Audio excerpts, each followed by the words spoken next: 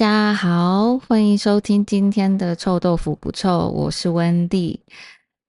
最近在准备频道的时候，我就在想，什么样的内容对于正在学中文的你们更有帮助，也更有趣呢？于是我就回想了一下自己小时候学中文的经历，不知道大家学中文的时候是用汉语拼音还是注音符号呢？我身边很多学中文的外国朋友，因为汉语拼音使用的是罗马字母，对他们来说学习上会相对简单，所以初学中文的人常常会从汉语拼音开始学习。但是台湾人则是从注音符号开始哦，这个也就是你们经常听到的 b p m f。注音符号其实是台湾语言很大的一部分，虽然大家可能不一定熟悉，但因为这个频道的目的就是想和大家分享台湾相关的一切事物嘛，所以今天我就要来和大家分享一下它的历史和由来。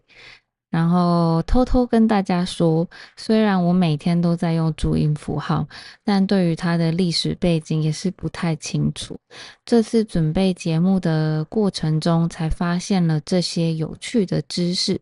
所以真的很迫不及待的想和大家分享。那现在就让我们开始吧。如果要讨论注音符号的由来，我们就必须要从近代中国说起。因为中国很大，所以以前居住在各个地方的人民对于汉字的用法，特别是他们的发音，并没有统一。然后这个问题带来很多在沟通方面的困难。一直到清朝末期，大家才开始重视发音不一致的问题。为什么呢？因为当时的清朝内忧外患不断。内忧外患的意思就是国家的内部外部各有忧患，就是要面对的问题很多。那个时候清朝国家内部有贪污腐败、内乱等问题，还有来自国外的战争压力，像是英法联军，还有和日本的甲午战争，这些问题都让国家摇摇欲坠。知识分子们就认为，中国国力会衰退的原因之一就是语言，因为语言不统一，导致教育没有办法普及，国力当然就没有办法兴盛。因此，在1892年，知识分子就发起了切音字运动。切音在当时指的就是拼音，切音字则泛指在这个运动中产生的各式各样汉语拼音的方法。这个运动的用意就是希望可以像欧美、日本一样，创造一套拼音系统来统一中文的读法。知识分子们希望借由这样的主张，可以增进教育普及率，并带来国家的进步。然后在当时，针对要怎么订定汉字拼音标准，主要就分成两大派。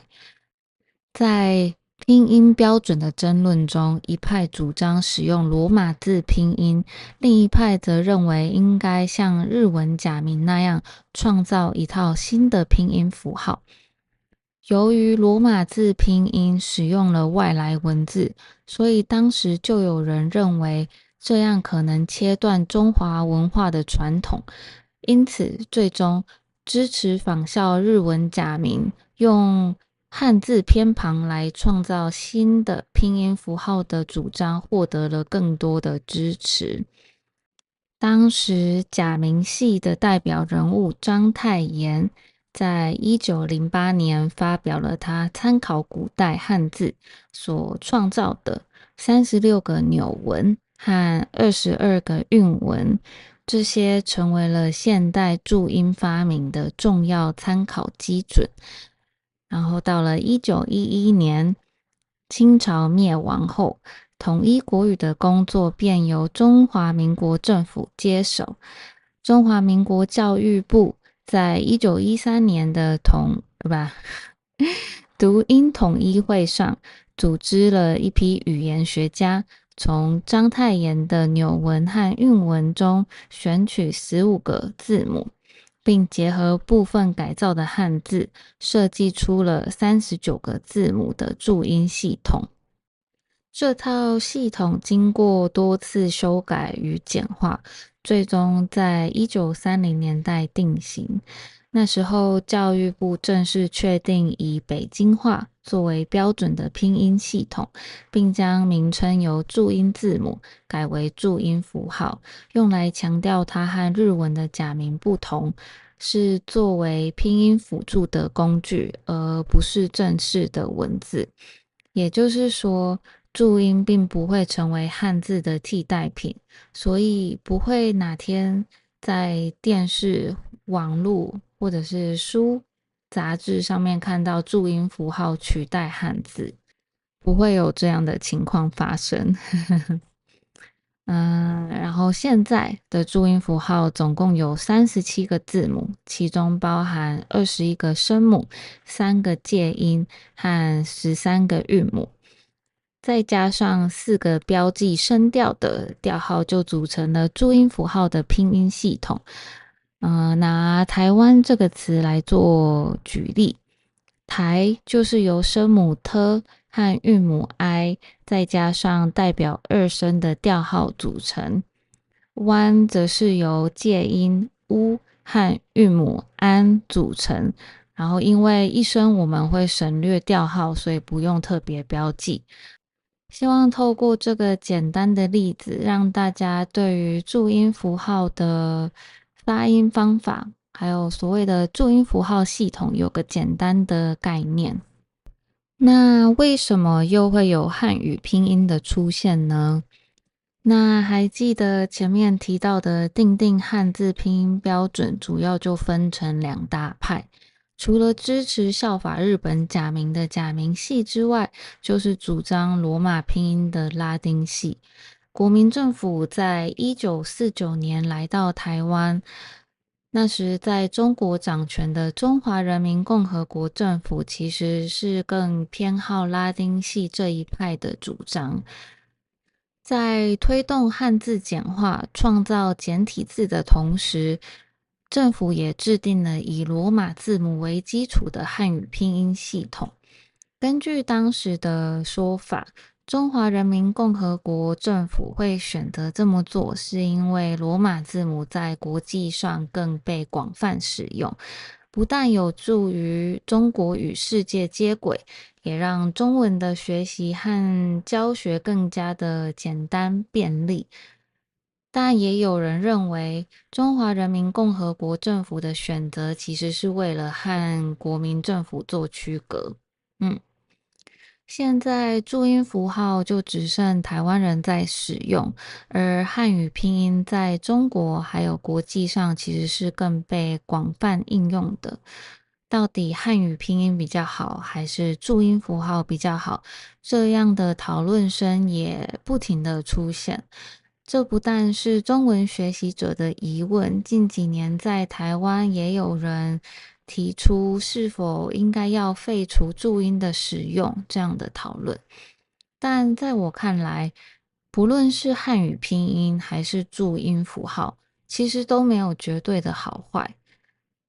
汉语拼音因为使用罗马字，所以在国际上更被广泛使用，但也有学习者因此容易被自己的母语发音影响，对于中文的读法产生混淆或者是误用。学习注音符号虽然可以更精准地掌握中文的发音基础，但需要花费更多的时间和精力。这对于想要开始学中文的人，想当然的是一道难以跨过的坎。尤其是如果再想到之后还有这么多的中文字需要记忆，那就更没有动力去学注音了。在台湾，大部分针对外国人的中文教学，其实也都以汉语拼音为主。就是为了让学生能更快上手，不会在一开始学习的时候觉得太过挫折，想要放弃。所以不论是汉语拼音或是注音符号，我觉得学习语言只要选择对于自己最适合的方式就好。我也听过有外国朋友将中文学到一定的程度之后，因为想要更了解台湾道地的用法，再回头去学习注音符号的例子，这样让自己没有压力的开始，有基础后再深入了解台湾的语言文化，也是一个不错的方法。也因为全世界目前只有台湾还在使用注音符号，这样的独特性让它成为台湾人身份认同的一部分，也是一种台湾文化的象征。就像刚刚有稍微提到的，虽然近几年有部分的声音提出是否要废除注音符号，改用汉语拼音，但这些讨论很快就被大家否决。尤其对于新一代的台湾人来说，从小就意识到台湾与中国的不同，注音符号的存在对他们而言更具有特别的意义。它不但是语言学习的工具，更在台湾的年轻世代中延伸出一种被称为注音文的网络语言。注音文的使用，就像韩国人在简讯中会用韩文字母科科科来表达笑声一样，台湾人也会使用注音符号来进行简化和创意的表达。比如说呵呵或科科，用来表达一种轻微无言或略带嘲讽意味的笑声，而道别时的拜拜则被简化为啵啵。除此之外，还有用的来取代的用法，这种简化已经成为日常对话中的一部分。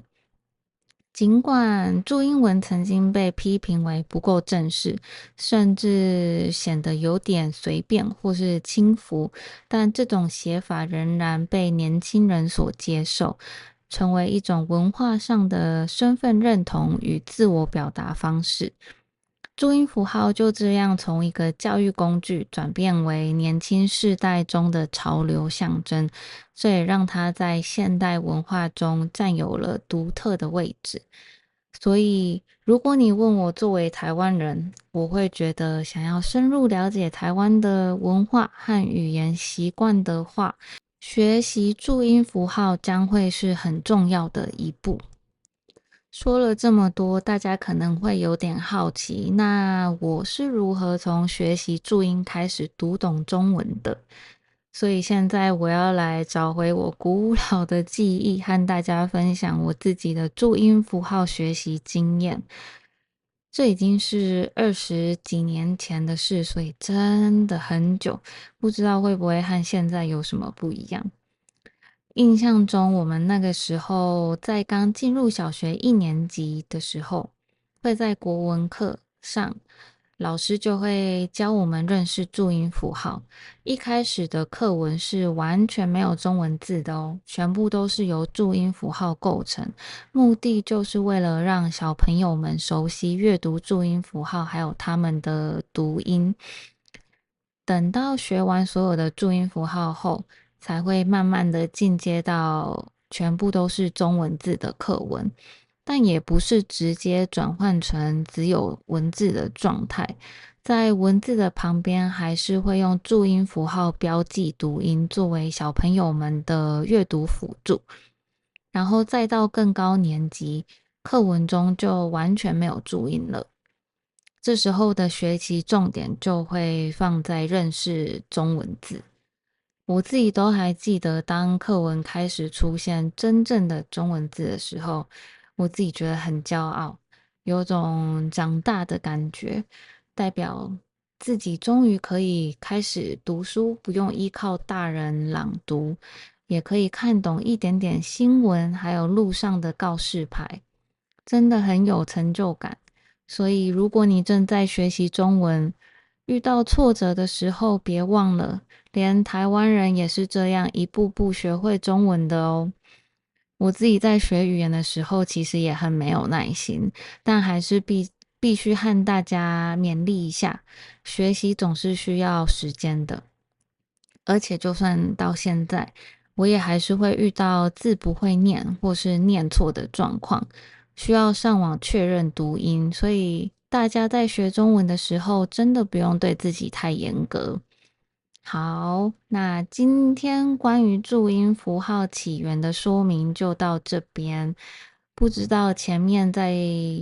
叙述历史的部分会不会太过艰深难懂？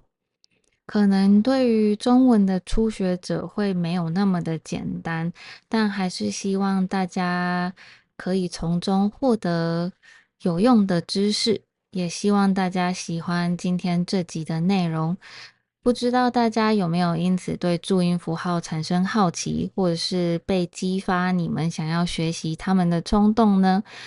没有的话，其实也没有关系。毕竟学中文要记这么多字，已经非常不容易了。在学习中的你们真的很棒。那老话一句，如果你们有其他想听的主题，非常欢迎留言和我说。好，以上是臭豆腐不臭，我是温蒂。那我们下周再见喽，拜拜。